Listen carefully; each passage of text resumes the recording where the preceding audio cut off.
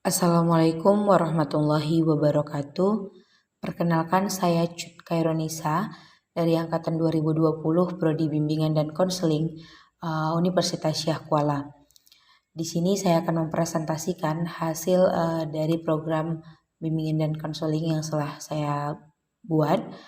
Dan tak lupa yang saya hormati Ibu dosen pengampu pada mata kuliah ini, yaitu Ibu Jamila Nasution SPD MPD, Ibu Fitrah Marsila SPD MPD, dan Ibu Sri Deswini SPD MPD. Dan terima kasih kepada Ibu yang telah membimbing saya dalam melakukan program bimbingan dan konseling ini. Nah, jadi program bimbingan dan konseling ini saya lakukan di SMP Negeri 1 Baitus Salam berdasarkan alat ungkap masalah, yaitu AUM umum di SMP Negeri 1 Baitus Salam. Nah, angket yang telah saya lakukan, yang saya beri yaitu pada 2 bulan yang lalu. Nah, langsung saja kita kepada poinnya. Yang pertama yaitu rasional.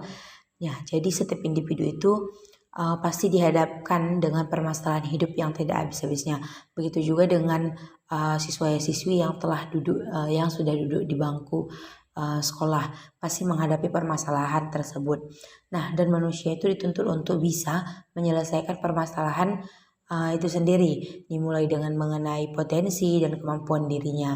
Nah, pada saat sekarang ini, layanan bimbingan dan konseling yang diselenggarakan di SMP Negeri 1 Baitus Salam ini banyak sekali menghadapi permasalahan, baik itu secara internal dan eksternal. Nah, di sisi internalnya, problematika yang dihadapi adalah pada bidang karir, di mana siswa dan siswi itu belum mampu dalam menentukan karir yang ingin digapainya, kurang memiliki pengetahuan yang luas tentang lapangan pekerjaan. Nah, begitu juga dengan bidang pribadi, siswa ini sering merasa sedih dan kurang bersungguh-sungguh dalam menghadapi sesuatu. Nah, ada pun di sisi eksternal ya, pada peserta didik ini berasa di masa perkembangan di mana mereka mudah terpengaruh terhadap lingkungannya, baik itu lingkungan sekolah maupun lingkungan masyarakat. Nah, di lingkungan sekolahnya itu dilihat dari lingkungan sekolahnya banyaknya siswa ataupun siswi itu menggunakan atau mengkonsumsi rokok. Juga dengan lingkungan masyarakatnya, banyaknya sebagian masyarakat itu ada yang memakai narkoba. Nah, sehingga jika dilihat mahasiswa dan siswi itu melihat, akan berpengaruh besar terhadap siswa-siswi yang ada di SMP Negeri 1 Baitus Salam ini. Nah, selanjutnya yaitu mengenai dasar hukum. Ada beberapa dasar hukum. Yang pertama, Undang-Undang Republik Indonesia Nomor 89 Tahun 1989 tentang Sistem Pendidikan Nasional.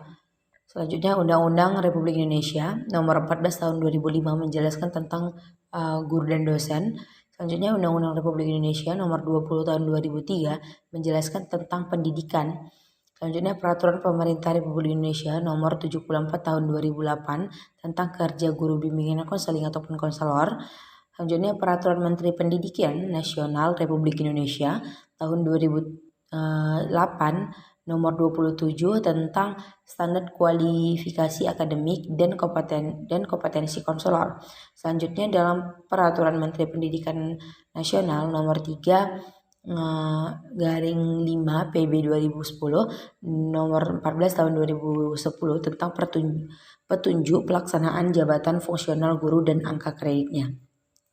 Selanjutnya, Permendikbud Nomor 68 Tahun 2003 tentang kerangka dasar dan struktur kurikulum SMP atau MT. Selanjutnya, Peraturan Menteri Pendidikan Nasional Nomor 111 Tahun 2014 tentang bimbingan dan konseling pada pendidikan dasar. Selanjutnya, Peraturan Menteri Pendidikan dan Kebudayaan tentang peminatan pada pendidikan menengah Nomor 64 Tahun 2014 Pasal 1 ayat 1. Nah, selanjutnya itu pedoman bimbingan dan konseling pada pendidikan dasar dan pendidikan menengah di tahun 2016. Kementerian Pendidikan dan Kebudayaan Republik Indonesia. Yang terakhir yaitu Kanun Aceh Nomor 5 Tahun 2008 tentang penyelenggaraan pendidikan Pasal 36 ayat 1. Nah, selanjutnya ada visi dan misi, di mana visinya itu ya terwujudnya siswa yang berprestasi, terampil dan berdisiplin tinggi, dan berbudi pekerti dalam segala tindakan. Dan misinya itu menerapkan disiplin bagi siswa dan guru. Selanjutnya meningkatkan mutu siswa dengan belajar giat untuk menguasai pembelajaran sesuai dengan tindakan kurikulum secara optimal. Selanjutnya melaksanakan proses pembelajaran secara efektif. Selanjutnya menumbuhkan perkembangan semangat berjuang dan kedisiplinan kontinu. Selanjutnya membantu siswa untuk menggali potensi dirinya. Selanjutnya menanamkan penghayatan terhadap ajaran agama sehingga menjadi sumber dalam bertindak. Selanjutnya terakhir yaitu menanamkan rasa kepedulian dalam diri siswa. Nah itu visi misi sekolahnya dan visi misi bimbingan dan konseling itu di sekolah. Yang pertama visi bimbingan dan konseling adalah terwujudnya layanan bimbingan dan konseling yang profesional dalam membantu perkembangan peserta didik ataupun konseli dalam mengekspresikan diri sesuai potensi, bakat, dan minat untuk pengentasan masalah agar peserta didik itu dapat berkembang secara optimal dan bertanggung jawab. Nah, untuk visinya yaitu memfasilitasi peserta didik dalam kegiatan-kegiatan yang memberi wadah penyaluran agar potensi, bakat, dan minatnya berkembang sesuai dengan kebutuhan, kondisi, dan perkembangannya. Selanjutnya membangun kolaborasi dengan guru mata pelajaran, wali kelas, orang tua, serta instansi yang terkait dalam rangka pengentasan masalah yang terdapat pada diri siswa. Selanjutnya meningkatkan keprofesionalan guru bimbingan dan konseling atau konselor melalui kegiatan pengembangan dan berkelanjutan. Selanjutnya ada deskripsi kebutuhan, di mana ada profil kelas, profil individu, rumusan kebutuhan, dan rumusan tujuan. Nah, langsung saja ke profil individu. Di sini ada tabel profil individu, yaitu butir yang pertama nomor item, butir pernyataan instrumen umum, peserta didik ataupun konseli, jumlah responden, persentase, prioritas, waktu layanan bulanan, dan bidang layanan yaitu pribadi, sosial, belajar, karir. Nah ini di nomor itemnya ini di sini sudah beracak. Jadi di instrumen umum SMP ini ada 155 item. Nah jadi di sini itemnya sudah beracak karena saya sudah mengurutkan prioritas mana ataupun item-item mana yang sudah banyak dipilih klien ataupun konseli. Nah, jadi di sini item yang paling banyak dipilih yaitu nomor 44, yaitu butirnya itu sering merasa sedih, di mana peserta didiknya itu berjumlah 18 responden dengan persentase 69%, dan prioritasnya segera, waktunya itu di bulan Juli. Untuk bidang layanan pribadi 504, sosial 391, belajar 75, karir 42. Nah selanjutnya yaitu ada 4 nomor item 45, yaitu dengan berbunyi kurang bersungguh-sungguh untuk menghadapi sesuatu. Di sini peserta didiknya berjumlah 17 dengan persentase 65%, dengan prioritas segera dilakukan. Waktu layanannya itu Agustus. Nah, untuk kalau misalnya dia dipersenkan, di sini dia ada 28% di bidang pribadi, di bidang sosial 23%, di bidang belajar 19%, dan di bidang karir ada 32%. Nah, jadi begitu juga dengan item-item selanjutnya. Nah, di sini ada profil individu, di mana profil individu ada nomor urut, nomor kode, dan nomor induk. Nah, ada juga dengan nama siswa, jenis kelamin, jumlah masalah, dan persentase. Nah, di sini nomor urut, di sini juga sudah saya urutkan peserta didik mana yang paling banyak memilih item. Nah, di sini jadi ada 25 siswa dan ataupun siswi yang sudah mengisi alat ungkap masalah siswa ini. Nah, jadi di sini dengan nomor urut 20 dengan kode K20 yaitu perempuan dengan jumlah masalah 70. Nah, dipersenkan 45%. Yang kedua yaitu dengan nomor urut 21 kode K21 yaitu laki-laki dengan jumlah masalah 66 dengan persen 43%. Nah, begitu juga dengan selanjutnya. Ada nomor di sini juga ada nomor urutnya, ada kodenya, nah jenis kelaminnya, ada jumlah masalahnya dan persennya. Masuklah ke poin selanjutnya yaitu rumusan kebutuhan. Di mana rumusan kebutuhan itu adalah bidang layanan, pribadi, belajar, sosial, karir. Dengan ada juga hasil asesmen kebutuhan dan rumusan kebutuhan. Di sini ada badan terlalu kurus ataupun terlalu gemuk dengan rumusan kebutuhannya itu menerima dengan positif kondisi fisik.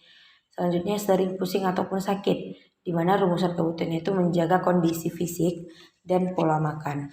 Nah, begitu juga dengan item-item selanjutnya. Jika ada hasil asesmen akan ada rumusan kebutuhan yang akan dicapai gitu. Selanjutnya yaitu rumusan tujuan, di mana rumusan tujuan juga ada bidang layanan yaitu pribadi, belajar, sosial, karir. Yaitu rumusan kebutuhannya menerima dengan positif kondisi fisik. Dengan tujuan layanan, peserta didik mampu menerima keadaan kondisi fisiknya dan menyukainya. Selanjutnya menjaga kondisi fisik dan pola makan. Nah, dengan tujuan peserta didik mampu menjaga kondisi fisik serta mengatur pola tidur yang sehat gitu. Nah, begitu juga dengan item-item selanjutnya. Baiklah, selanjutnya itu ada komponen program, di mana komponen program ini ada layanan dasar, layanan peminatan dan perencanaan individual, layanan responsif dan dukungan sistem. Di sini ada layanan dasar. Yang pertama layanan dasar. Di sini layanan dasar ini ada komponen programnya, layanan dasar, nomor, topik materi, jumlah layanan, proporsi dan penghitungan waktu. Di sini layanan dasar itu ada berjumlah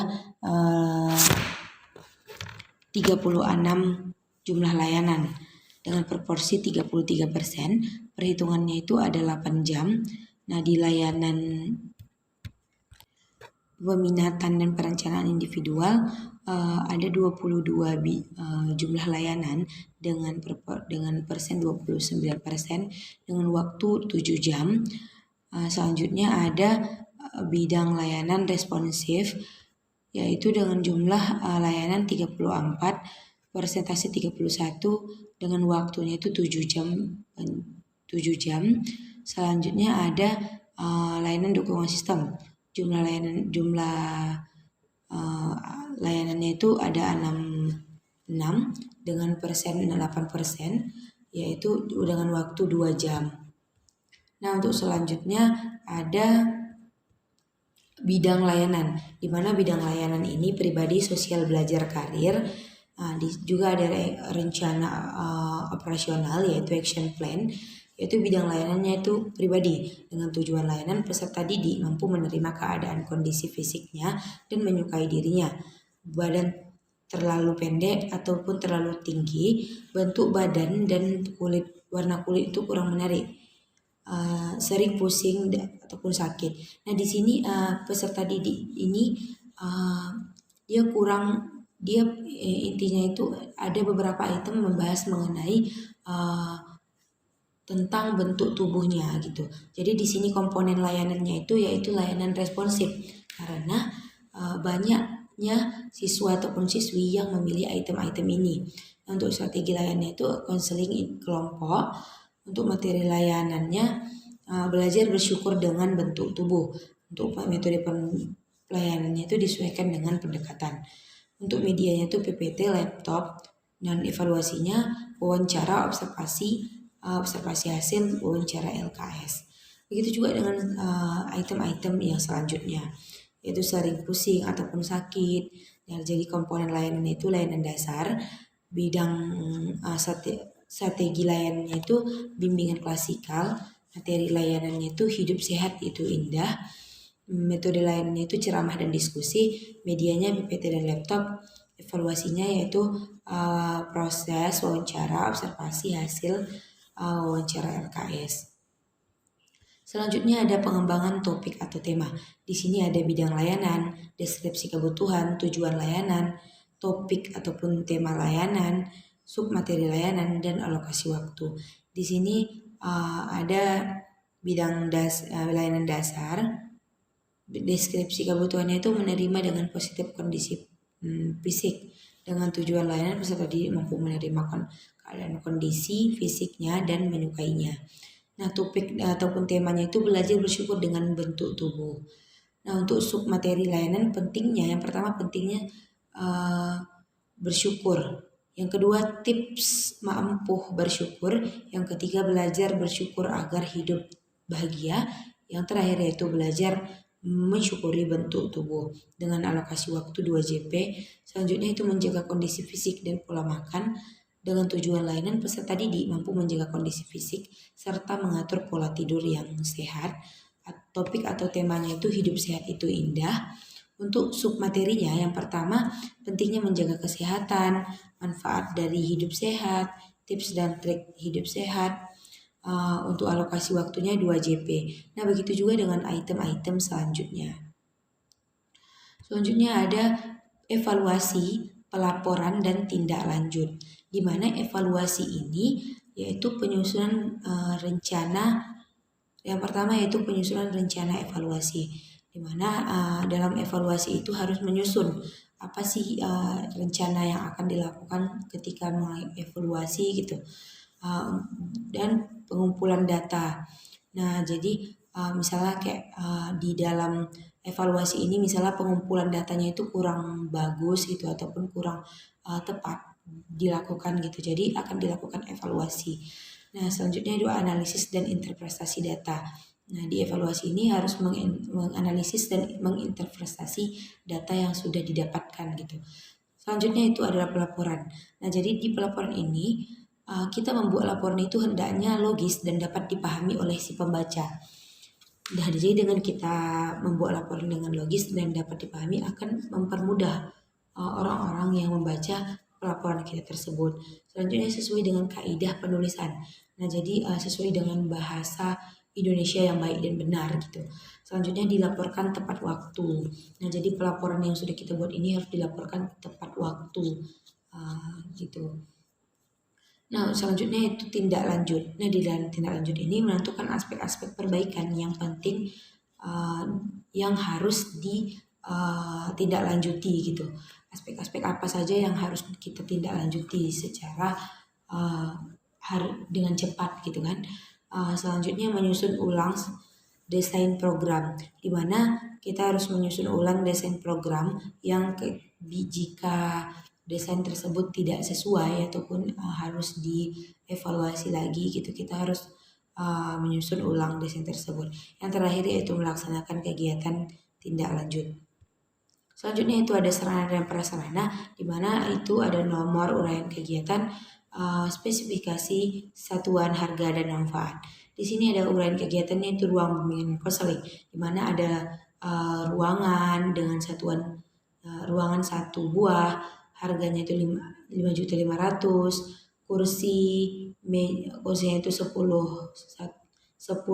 kursi, mejanya 10 meja dengan harga 300.000, kursinya itu dengan harga 500.000, dan penerang 3 penerang yaitu 120.000, dan AC ruangan yaitu 1 dengan harga 2 juta.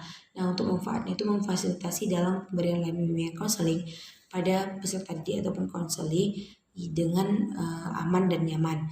Yang selanjutnya itu ATK, kertas, spidol, pulpen, penjilid. Dengan kertasnya itu ada 2 rem 80.000, spidolnya itu ada 2 pak 200.000, spidol, whiteboard dan pulpen 200.000, penjilid 2 buah 100.000. Dengan manfaat memudahkan dalam pengadministrasian dalam penyusunan program bimbingan konseling. Juga ada paket data. Paket data ini internet 10 GB 10 bulan dengan harga 500.000 untuk memudahkan dalam penyesuaian penyusunan media bimbingan dan konseling.